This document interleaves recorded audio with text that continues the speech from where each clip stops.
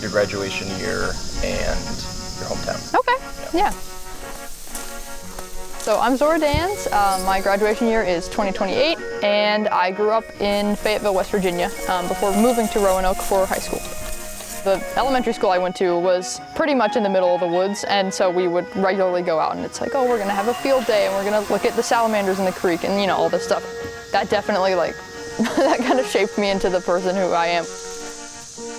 You can never go into a day knowing exactly what's gonna happen. Random stuff can happen. People might bring in like some crazy animal you've never seen before or something, and it's like, wow. But then other things like mammal room, that can involve like tube feeding, baby possums. I just want to like look at animals all the time. Like I just want to be around animals and like be outside. And so yeah, for these guys, since they are getting flown, we just write like right over here. And there they are. So like our birds of prey, once they get moved outside into these larger pens, we have to exercise them.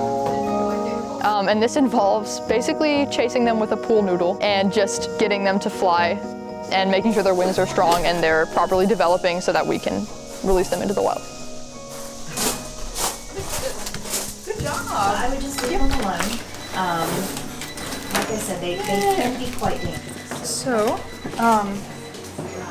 when you start outdoor raptors, what you're gonna do is it feels like a very equal deal because like this is just stuff that means a lot to me and stuff I really want to be doing. And just like the fact that I have the opportunity to do that is amazing. This is one of the only fields, wildlife rehabilitation, where you can get hands-on with so many different species. Okay, they're not out, but if you hear any strange noises here, these are some juvenile beavers. We do rely on a lot of our interns for things like duck releases, geese releases. I know Zora has done a couple ducks. Zora's has also really helped us with our songbird releases. So we typically divvy them out to all of the interns and they're allowed to go to the release site and let them go and watch them go. So they get to see the fruits of their labor.